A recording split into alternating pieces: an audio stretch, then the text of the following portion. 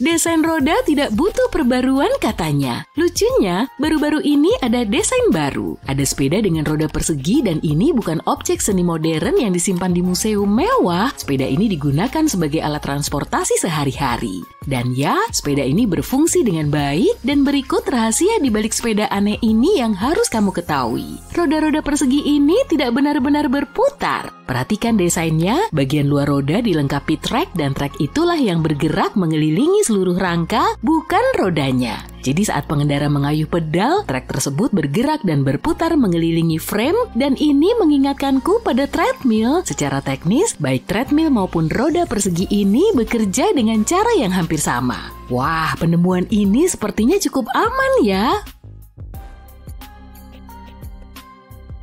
Sekarang lihatlah robot berbentuk U yang aneh ini. Kira-kira robot ini dibuat untuk apa? Sikat gigi baru yang dirancang oleh sebuah perusahaan Perancis bernama Y-Brush mengklaim dapat membersihkan gigi secara menyeluruh. Alat ini memang menghemat sedikit waktu. Biasanya dokter gigi menyarankan untuk menggosok gigi 2 kali sehari selama 2 menit, tapi alat ini dapat membersihkan semua gigimu hanya dalam 10 detik. Sikat gigi yang pertama kali diperkenalkan di Consumer Electronics Show pada tahun 2017 ini sekarang tersedia di Amazon untuk pelanggan Amerika Serikat. Sikat gigi ini dilengkapi 35.000 filamen nilon lembut yang mampu menyikat seluruh gigi secara bersamaan pada sudut 45 derajat. Meskipun Asosiasi Dokter Gigi Amerika merekomendasikan untuk menyikat gigi 2 kali sehari selama 2 menit menggunakan sikat gigi berbulu halus, Y-Brush dikembangkan dengan bantuan dokter gigi selama 4 tahun dan tersedia untuk dewasa dan anak-anak.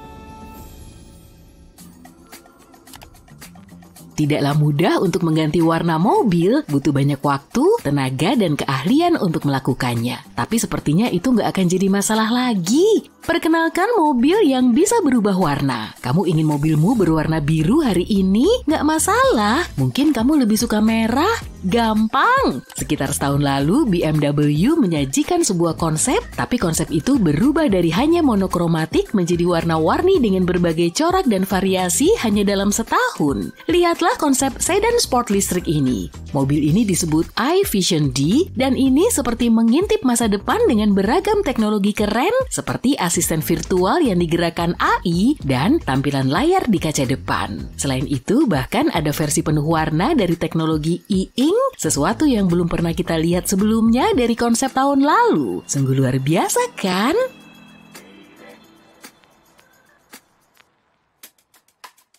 Beberapa orang pintar di University of California, San Diego sedang menggarap sebuah perangkat baru yang bisa dikenakan. Gadget ini akan bisa menghasilkan listrik dari keringat di ujung jari-jarimu. Lebih hebat lagi, alat ini bahkan bisa berfungsi saat kamu tidur. Cara kerjanya adalah dengan menyentuh objek menggunakan ujung jarimu seperti mengetik di ponsel atau bermain piano. Ternyata melakukan hal-hal ini membantu menghasilkan lebih banyak energi. Setelah melalui pengujian, para insinyur mendapati bahwa mengenakan gadget ini selama 10 jam sambil tidur bisa menghasilkan cukup daya untuk mengoperasikan jam tangan elektronik selama seharian penuh. Itu sekitar 400 milijoule energi kalau kamu bertanya-tanya. Cukup keren ya?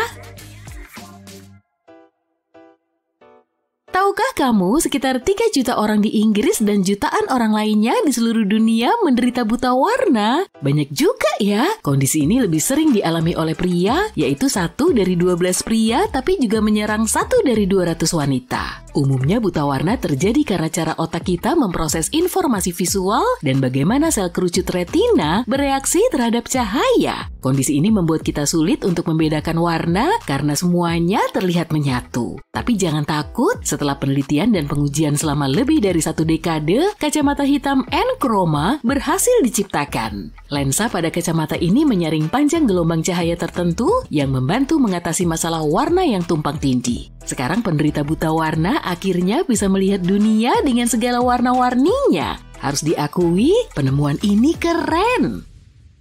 Baru-baru ini kacamata yang lebih keren lagi telah ditemukan. Kacamata ini diciptakan oleh beberapa peneliti brilian di Universitas Oxford untuk membantu orang-orang yang buta atau memiliki keterbatasan penglihatan. Kacamata augmented reality ini dirancang untuk memberikan informasi yang berguna bagi para pemakainya tentang kondisi sekitar mereka sehingga bisa menjalani kehidupan sehari-hari dengan percaya diri. Sungguh menakjubkan bagaimana teknologi ini mampu memberi perspektif baru tentang dunia dan membantu mereka menikmati hidup sepenuhnya.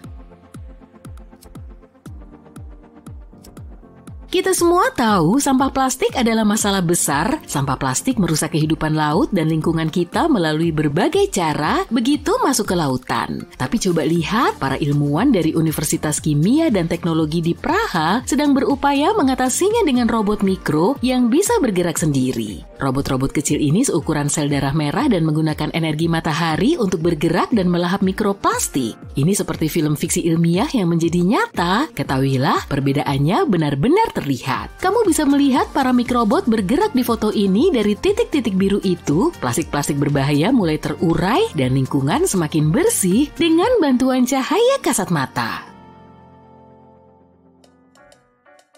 Gak seperti ide-ide sebelumnya dalam video ini, yang satu ini tidak menuai kesuksesan maupun pengakuan. Dulu, para pria sangat suka gaya kumis dan jenggot mirip walrus, tapi kemudian, seperti kebanyakan tren, gaya ini ditinggalkan. Tiba-tiba bercukur bersih dianggap sangat keren. Tapi jujur aja deh, siapa sih yang punya waktu untuk bercukur rutin tiap pagi?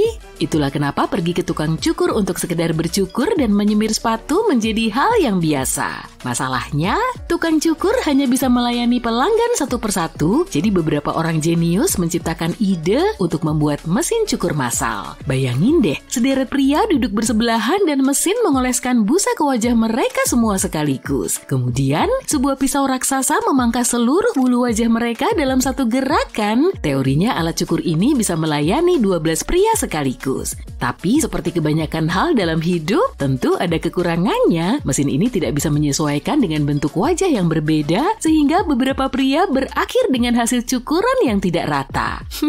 Dan skenario terburuknya, luka dan lecet akibat pisau raksasa itu. Satu lagi penemuan yang berhubungan dengan kumis. Di era Victoria, pria sangat serius menjaga penampilan mereka. Seorang pria terhormat tahu bahwa kumis yang terawat rapi adalah kunci kesuksesan. Tapi memiliki kumis yang rapi juga menuntut tanggung jawab besar. Bagaimana cara melindungi kumis yang berharga itu dari minuman panas atau berbusa? Para pria bisa menggunakan cangkir kumis yang diciptakan oleh seorang pengrajin tembikar Inggris bernama Harvey Adams. Tapi itu belum cukup bagi Reuben P. Hollinshead yang mematenkan penemuan yang lebih baik lagi pada tahun 1890, yaitu pelindung kumis yang bisa menahan kumis agar tidak kotor dan mengganggu saat makan dan minum. Mungkin terlihat sedikit menyakitkan, tapi apapun rela dilakukan demi kumis yang sempurna. Budaya memberi tip berbeda-beda di setiap negara. Di Amerika Serikat tidak memberi tip dianggap sangat tidak sopan, sedangkan di Jepang justru sangat tidak sopan jika kamu memberi tip. Aneh ya? Tapi tahukah kamu, di tahun 50-an ada mesin penagih tip otomatis? Entah bagaimana cara mengiklankannya, mungkin seperti ini. Memperkenalkan penemuan terbaik untuk semua pelayan hotel yang malas di luar sana, mesin penagih tip otomatis. Kini Anda tidak perlu meringis lagi jika tidak puas dengan tip yang diberikan. Mesin ini akan melakukannya untukmu. Lupakan lelucon itu dan kita bahas sejarahnya. Mesin ini diciptakan oleh seorang penemu amatir bernama Russell E. Oakes. Perangkat itu sendiri dilengkapi tangan robot dan kotak uang, serta bisa diikatkan di pinggang untuk kenyamanan maksimal. Jika tip dari tamu tidak cocok, jangan khawatir, cukup munculkan tanda tidak diterima dan beralih ke tamu berikutnya. Siapa sih yang butuh interaksi dengan manusia jika sudah ada robot penarik uang di sisimu? Kereta besar melaju menyusuri jalur, lalu remnya memekik. Dalam beberapa detik, baja dengan berat bertonton ini akan menabrak bus yang tersangkut di penyeberangan jalan kereta api. Hanya keajaiban yang bisa menyelamatkan penumpangnya. Astaga, apa itu? Beberapa saat sebelum tabrakan, sesosok manusia muncul. Dia terbang dari gunung di dekat sana dengan menggunakan jetpack di punggungnya. Tubuhnya dilindungi eksoskeleton. Pakaiannya mirip baju besi ksatria kuda dan menjadikannya sangat kuat. Dia mendarat di depan kereta dan menahannya menggunakan tangan kosong. Eksoskeletonnya menyerap kekuatan kereta. Rodanya makin memekik.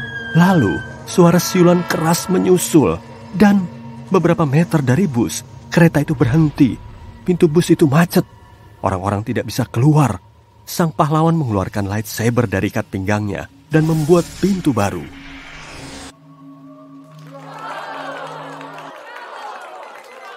Skenario ini mungkin kelihatannya terlalu fantastis, tapi banyak hal keren yang sebelumnya cuma ada di komik dan film, sekarang sudah jadi nyata. Exoskeleton robotika Sarcos membuat pemakainya 20 kali lebih kuat, mengurangi kemungkinan cedera, dan tidak membatasi gerakan. Model ini cuma satu-satunya dari banyak contoh. Dalam waktu dekat, mekanisme ini akan muncul di jalanan dan akan selumrah drone atau hoverboard di masa sekarang. Dalam pakaian seperti ini, kamu bisa menyelamatkan orang dan mengangkut kulkas sendirian ke lantai 2. Tapi baju pelindung ini rasanya kurang lengkap kalau tidak bisa terbang. Richard Browning adalah pendiri Gravity Industries, sebuah perusahaan yang mengembangkan jetpack. Dia juga kepala pilot pengujinya. Alatnya terdiri dari mesin jet besar di bagian belakang dan 2 jet kecil di kedua lengan. Orang yang memakainya jadi mirip tokoh dari film laga fiksi ilmiah. Kalau beratmu kurang dari 90 kg, jetpack ini bisa membawamu terbang. Kelemahannya, saat ini kamu harus membayar 6,5 miliar untuk membuatnya. Lightsaber juga tidak kalah menarik. Beberapa generasi ilmuwan, blogger, dan penggemar Jedi berusaha membuat senjata khas ini. Pesaing utama lightsaber adalah plasma berenergi tinggi. Kekuatan medan magnetnya membantu plasma tidak berubah bentuk di udara. Tapi ada satu masalah. Agar pedang ini berfungsi dengan baik, kamu harus membawa banyak peralatan. Dan jangan lupakan radiasi ultraviolet serta panas yang berasal dari plasma bersuhu tinggi. Saat ini, obor uap logam merupakan alternatif pedang Jedi terbaik. Alat ini bisa membelah pintu logam dalam hitungan detik. Tapi kamu belum bisa beradu pedang menggunakan obor ini.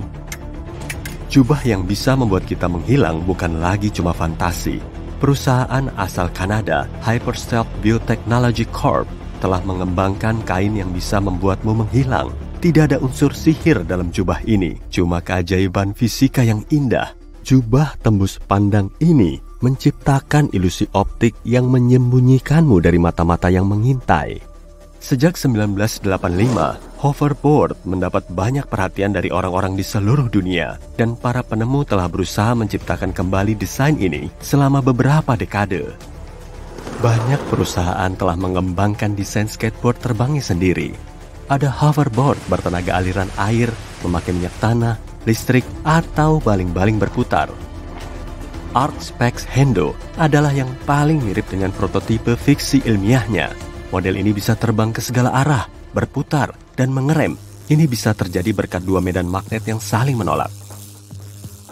Pada tahun 1947, insinyur asal Amerika melihat desain mobil biasa dan menganggapnya membosankan. Atau mungkin kita bisa menerbangkannya. Ide bagus. Hasil karya mereka adalah Conv Air Car model 118. Secara garis besar, mereka mengubah mobil penumpang dan menempelkan pesawat dengan baling-baling ke atapnya. Perusahaan di seluruh dunia terus menginvestasikan jutaan dolar dalam proyek mobil terbang. Meski mobil mereka saat ini lebih mirip drone atau helikopter, banyak peneliti yakin kita takkan bisa membuat mobil terbang. Semua terlalu mahal dan berbahaya. Tapi siapa tahu, pada abad ke-19, orang-orang bilang gerobak roda 4 seperti ini takkan pernah menggantikan kuda. Tapi kini, perjalanan yang nyaman lewat jalan raya selalu mengalahkan menunggang kuda di lapangan. Sementara para insinyur berusaha membuat mobil terbang, rekan-rekan mereka membuat agar alat transportasi tidak butuh pengemudi lagi. Komputerlah yang mengambil alih kendali. Kalau kamu mau ke supermarket atau restoran, mobil swakendaramu akan memilih rute terbaik sendiri. Mobilmu pun tahu cara memarkir sendiri. Cocok banget buat aku. Mobilmu bisa membedakan pengguna jalan lain berkat sensor, kamera video, dan prosesor komputer yang kuat. Sensor ini menangkap semua sinyal lalu lintas dan rambu-rambu jalan. Proyek robot taksi adalah salah satu yang paling menjanjikan. Kemungkinan besar, dalam 10-20 tahun ke depan, sekolah mengemudi gak akan ada lagi.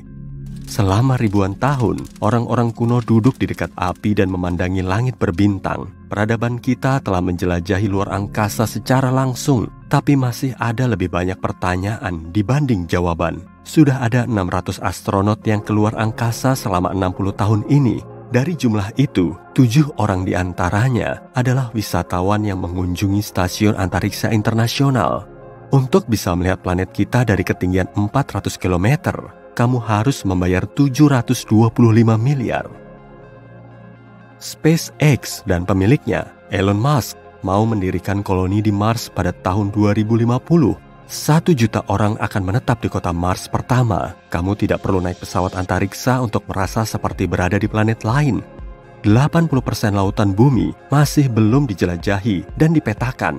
Produsen kapal laut menawarkan untuk menjelajahi dasar laut dengan senang hati. Untuk itu, mereka telah membuat desain kapal selam yang menggabungkan kenyamanan dan keamanan.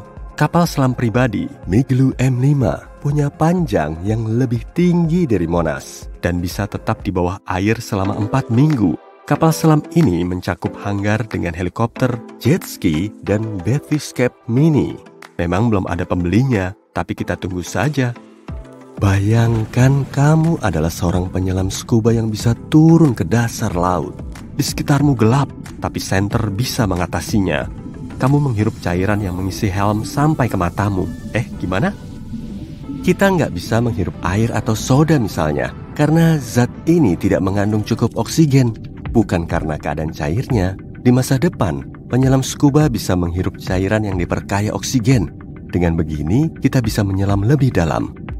Perusahaan asal Amerika, Second Sight Medical Products, telah mengembangkan mata buatan yang bisa memulihkan penglihatan orang buta.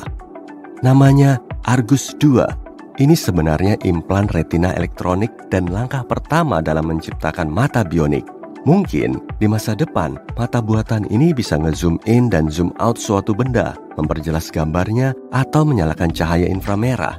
Kacamata augmented reality belum sempurna dari segi teknis. Sebagian besar futuris yakin alat ini akan mengubah dunia kita, sama seperti internet. Untuk apa kita memakai TV atau komputer lagi kalau kamu punya kacamata yang akan membuka layar virtual dengan ukuran apapun di depanmu dan menayangkan serial TV favoritmu? Hal yang sama berlaku untuk furnitur, pakaian, dan makanan.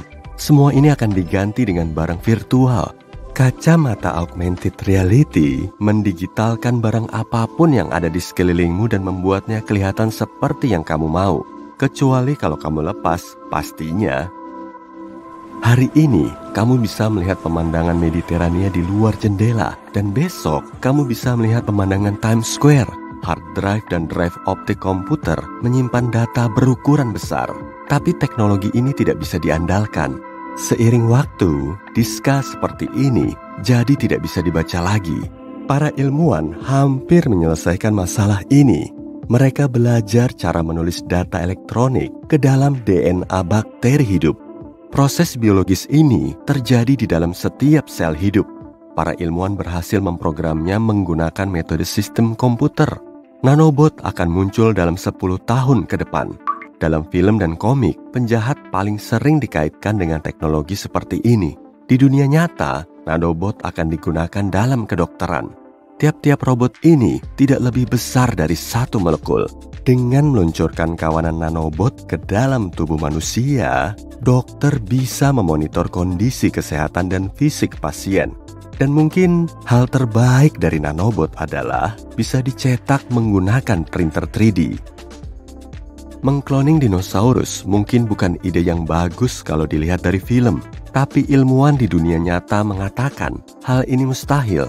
Gen bisa digunakan untuk cloning kalau umurnya tidak lebih dari 1 juta tahun. Sementara dinosaurus menghilang 65 juta tahun lalu. Tapi ada hewan lain juga. Kemungkinan besar mamut bisa muncul kembali di bumi dalam 50 tahun ke depan. Juga badak berbulu dan bahkan harimau saber-tooth. Ilmuwan berencana menanam bahan genetik hewan yang sudah punah ke dalam DNA hewan yang ada, seperti gajah, badak, dan harimau. Dalam film fiksi ilmiah, kita sering melihat pesawat dan stasiun antariksa menembakkan sinar warna-warni keluar angkasa dan dibalas pesawat lain. Ilmuwan Australia telah berhasil menciptakan sinar seperti itu, tapi nggak kelihatan. Sinar mereka ini mampu menangkap dan menahan atom yang mengapung dalam ruang hampa.